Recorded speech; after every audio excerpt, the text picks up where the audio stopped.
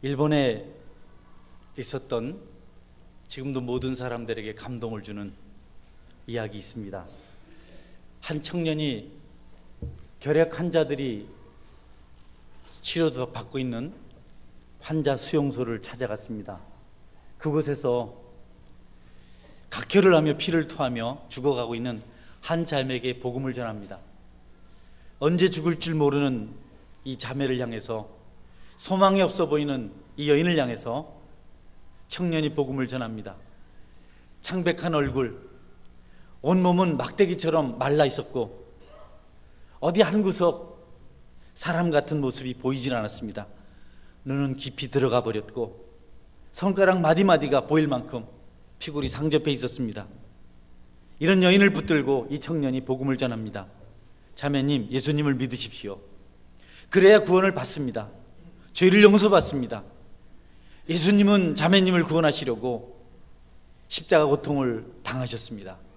그분 믿어야, 예수님 그분 믿어야 죄 용서받고 천국 갈 수 있습니다. 우리를 평안하게 하시려고 그분이 징계를 받았습니다. 우리를 건강하게 하시려고, 병낫게 하시려고 그분이 채찍에 맞았습니다. 이 청년의 간곡한 끊임없는 복음 전도가 이 여인으로 하여금 예수님을 영접하도록 믿게 했습니다. 그녀는 죽음 앞에서 예수님을 믿고 구원을 받고, 그리고 마음의 기쁨을 회복하기 시작했습니다. 소망이 생겼습니다. 나를 위해서 죽어주신 분이 계셨구나. 나같이 볼품없는 이 핏병장이를 위해서도, 내 인생이 어떻게 될지 모르는 나 같은 자를 위해서도 죽어주신 하나님의 아들이 계시구나. 여러분, 그녀는 그렇게 주님을 영접하고 놀랍게도 조금씩 그 병이 치료되어서 건강한 모습으로 살아갈 수 있게 됩니다. 그 은혜가 너무 놀라워서 그때 그 기억을 잊을 수가 없어서 책을 썼습니다. 일본에 있는 수백만 명의 사람들이 그 책을 보고 감동을 받습니다. 우리나라 사람들도 그의 책을 많이 읽었습니다. 미우라 아야코 이야기입니다. 길은 여기에 혹은 빙점이라는 책을 써서 수많은 사람들에게 자신이 경험한 하나님을 소개합니다. 자신이 만난 예수님을 소개합니다. 자신을 예수 믿도록 만든 전도자를 소개합니다. 그 책을 읽은 사람들마다 이구동성으로 고백합니다. 이상하게도 이 책을 읽으면 하나님을 믿고 싶은 마음이 생기고 예수님을 통해서 자기도 하나님께로 가고 싶다는 그런 생각이 든다고 전 일본 열도를 감동으로 흔들어 놓은 책입니다. 여러분, 믿음은 사람을 외모로 취하지 않습니다. 한 영혼이 구원받았을 때 일어날 수 있는 영적 시너지 효과는 너무도 큽니다. 오늘 성경은 그 한 영혼을 사랑하고 있는 예수님의 마음을 우리에게 들려주고 있습니다. 복음이란 건성건성 사람을 대하는 것이 아니고 한 영혼에 집중해서 그를 구하는 것임을 예수님께서는 우리가 알기를 원하고 계십니다. 아무리 작은 자라도 쉽게 생각하지 말고, 아무리 보잘것없게 여겨지는 사람이라도 하찮게 여기지 말고, 주님께서 나 같은 죄인을 위해서 십자가에 죽으신 것을 생각하며 그들에게 복음을 전할 것을 우리 예수님께서 가르쳐주고 있습니다.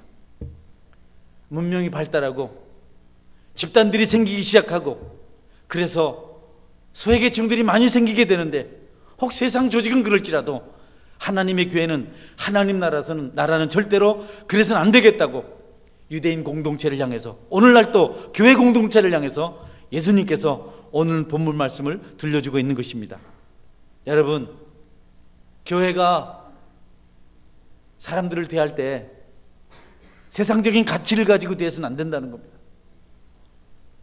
육체적인 유익이 있는가 없는가를 따져서 영혼을 대해서는 안 되고, 잃어버린 자들, 방황하는 자들, 주님을 알지 못해서 상처 있고 신음하는 자들을 반드시 주께로 인도해서 그들을 세워가야 한다는 것, 이것을 우리 예수님께서 오늘 말씀을 통해서 우리에게 알려주고 있습니다.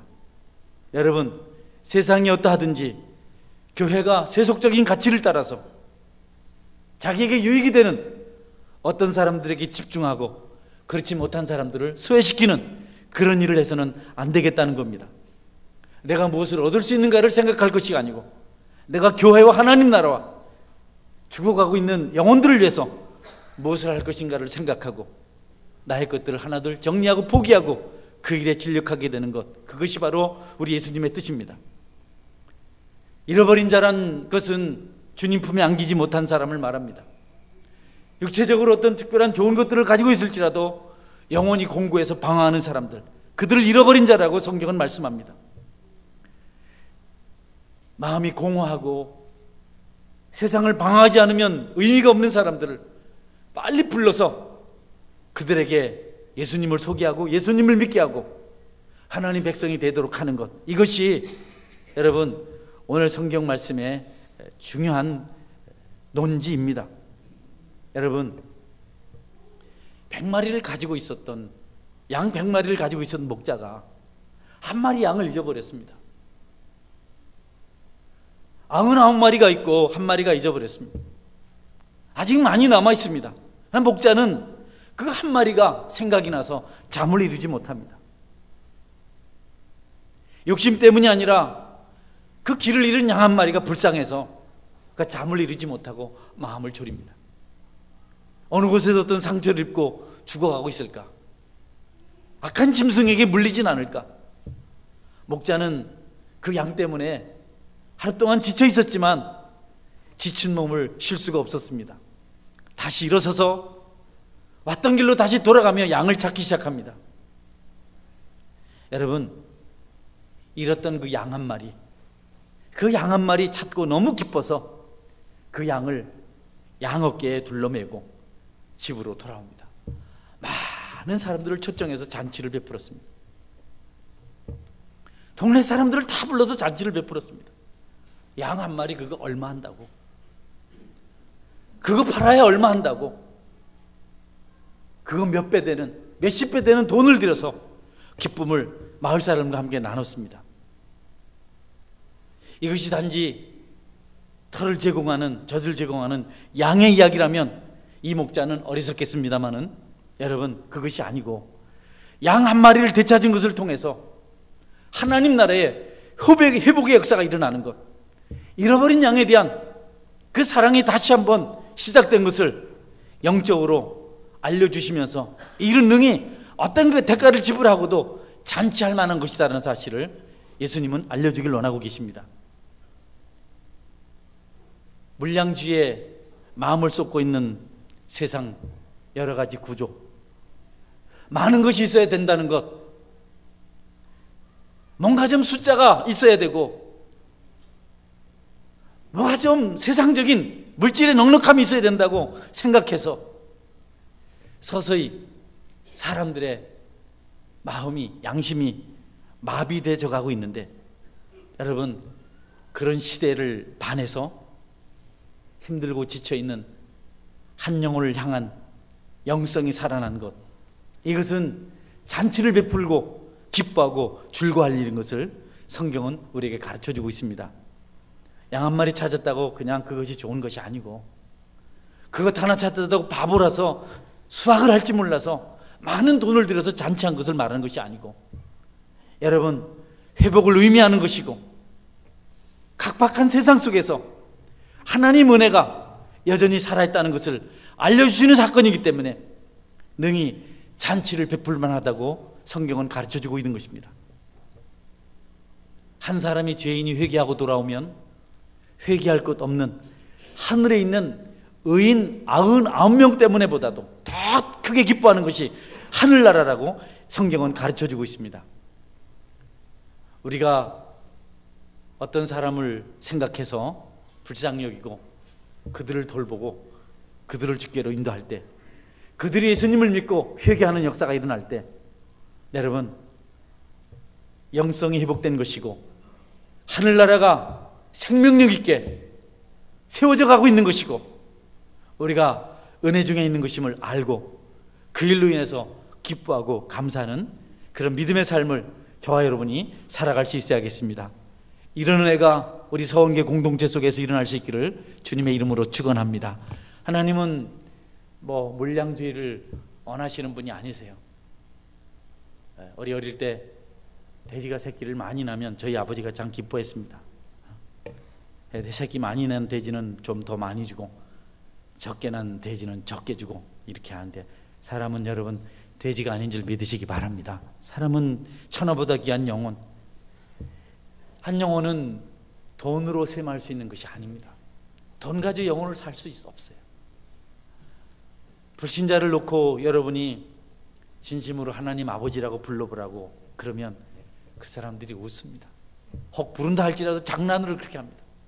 믿지 않는 남편이 있으면 집에 가서 여보 내가 돈 10,000원 줄게, 하나님 아버지 한번 불러봐. 그러면 먼저 배꼽부터 잡고 웃습니다. 한 사람이 얘기하고 돌아오는 것은 여러분 세상의 가치로 환산할 것이 아니고 하나님 은혜며 영성이며 하나님 나라의 회복이라는 것 여러분 기억하시고 그것들을 보고 그것들로 만족하고 그것들로 인해서 기뻐하시는 진정한 하나님 백성 되시기를 주님의 이름으로 축원합니다. 그것 때문에 행복해야 돼요. 우리 예수님은 그것 때문에 아버지 곁에 있는 기쁨을 다 포기하셨습니다. 천국의 그 놀라운 광경을 그분은 알지만 그걸 버리시고 이곳에 오셨습니다. 자기 것을 다 포기했습니다. 여러분 그 영혼을 위해서, 그 나라를 위해서, 그분의 몸된 교회를 위해서 여러분의 것들을 하나둘 포기하고 내려놓는 그런 믿음의 삶을 살아가시게 되기를 주의 이름으로 축원합니다. 그렇게 하지 않으면 우리에게 축복도 변화도 은혜도 또 하나님 나라 회복도 있지 않습니다. 교회적으로 이런 영적인 회복이 있어야겠고, 그리고 나아가서 또 개인적으로도 우리에게 회복의 역사가 일어나야 됩니다. 교회에 주님을 알지 못하는 자들이 돌아와서 예수님 믿는 일 얼마나 기쁜 일입니까? 그것보다도 만족할 일이 어디 있습니까? 영혼을 사랑하는 사람이라면, 영혼의 가치를 아는 사람이라면 그것이 그들을 배부르게 만듭니다. 그리고 우리가 개인적으로도 영성을 회복해 가야 합니다. 여러분들이 기도가 깊어진다든지 잃었던 영혼에 대한 사랑을 가지기 시작했다든지 교회 곳곳에서 섬기는 기쁨이 있고 봉사하는 기쁨이 여러분 속에서 시작되고 있다면 여러분에게도 다시 영혼의 봄날이 찾아온 것을 깨달으시고 그 일로 인해서 기뻐하시고 감사하시고 찬송하실 수 있길 바랍니다. 얼마간의 물질을 얻은 것보다도 내 영혼이 하나님을 사랑하게 되고 기도가 깊어지게 되고 그분 나라에 대한 어떤 소원 때문에 이전에 누렸던 세상적인 것들을 하나둘 내려놓기 시작했을 때 여러분 그것으로 인해서 여러분이 오히려 즐거워하고 기뻐하는 그런 은혜가 있기를 주님의 이름으로 축원합니다. 전에는 손에 잡고 있는 것이 좋았지만 어느 순간부터 그것을 내려놓고 그것을 나눠서 하나님 나라가 세워지고 영혼들이 새 힘을 얻는 것을 보면서 여러분 만족하게 되었다면 그 일은 여러분이 하나님 앞에 영광을 돌려드리고 눈물 뿌리며 두 손 들고 찬송해야 될 일이고 하나님의 큰 영광을 온 세상에 알려야 될 일인 줄 여러분이 믿으시기를 주의 이름으로 축원합니다. 이제 우리 개인의 부흥과 공동체의 부흥과 이 땅의 부흥이 시작되고 있는 증거가 될 것입니다. 엘리야는 하나님께 기도했습니다. 비를 내려달라고. 3년 동안 비가 오지 않던 이스라엘 땅에 비가 오게 해달라고. 비만 내리지 않은 것이 아니고 이슬까지 내리지 않았던 그 부패한 삭막한 땅을 위해서 기도했습니다. 7번 간절히 기도했더니 손바닥만한 작은 구름이 바닥 끝에서 올라왔습니다. 엘리야가 아합에게 말합니다. 왕이여 수레를 메우소서. 큰 비소리가 들리나이다. 여러분 왕은 수레를 타고 달립니다. 엘리야는 그 뒤를 달려서 따라갑니다. 작은 구름 한 조각이 온 세상에 가뭄을 해갈시키는 큰 비를 내리기 시작했습니다. 여러분에게 있는 어떤 사인들, 우리 교회에 작은 영혼 하나가 회개하고 돌아오는 일, 하나님께서 예비하신 약속하고 있는 축복의 징조인 줄 아시고 그 일로 인해서 기뻐하고 현실의 힘듦과 아픔들을 이겨내시는 여러분의 신앙 여정이 되시기를 주님의 이름으로 축원합니다. 성도 여러분, 저는 요즘 사역자들을 통해서 몇 가지 좋은 소식을 듣습니다. 교회에 기도가 살아나고 있다는 소식을 제가 들었습니다. 중보기도 모임도 은혜롭습니다. 새벽기도도 목사님 회복되고 있습니다. 여러분, 작은 변화지만 종달새가 지저길 때 농부가 할 일을 찾아 들러 나가는 것처럼 우리가 영적으로 준비하고 부흥의 때를 기다릴 때인 것을 여러분께서 기억하시고 기대하시고 감격하고 흥분되는 마음으로 하나님의 일하심을 바라보실 수 있는 여러분의 탁월한 영성이 있기를 주님의 이름으로 축원합니다. 하나님 일을 시작하시면 한순간 상상할 수 없을 만큼 놀라운 일을 일으키십니다. 부흥은 우리가 생각할 수 없어요. 우리의 모든 이성과 우리의 모든 논리와 경험들을 넘어섭니다. 우리가 모르는 가운데 끌려가는 그런 역사가 시작되는 것입니다. 그것이 한 영혼이 회개하고 돌아오는 것에부터 시작된다는 사실을 여러분이 꼭 명심하시고, 천하보다 귀한 영혼이 주님 앞에 무릎을 꿇는 것을 보는 것으로 여러분이 위로를 삼으시고 그 일로 인해서 하나님 나라를 향한 큰 비전을 여러분 모두가 꿈꾸실 수 있기를 바랍니다. 너무 힘들게 생각하지 마십시오. 너무 거창하게 생각하지 마십시오.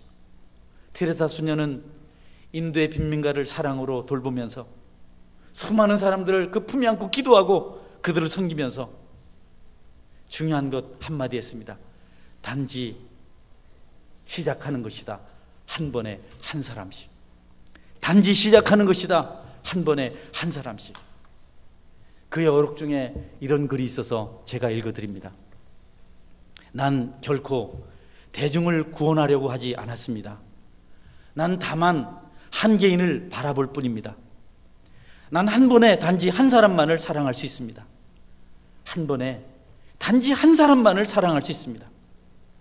한 번에 단지 한 사람만을 껴안을 수 있습니다. 단지 한 사람씩만. 따라서 당신도 시작하고 나도 시작하는 것입니다. 난 한 사람을 붙잡습니다. 만일 내가 그 사람을 붙잡지 않았다면 난 42,000명을 붙잡지 못했을 것입니다. 모든 노력은 단지 바다에 붓는 한 방울 물과 같습니다. 하지만 만일 내가 그 한 방울의 물을 붓지 않았다면 바다는 그 한 방울만큼 줄어들 것입니다. 당신에게도 마찬가지입니다. 당신 가족에게도, 당신이 다니는 교회에서도 마찬가지입니다. 단지 시작하는 것입니다. 한 번에 한 사람씩. 여러분, 그는 위대한 일을 했고 모든 사람은 그를 어머니라고 부릅니다. 그러나 그는 거창한 것을 꿈꾸지 않았습니다.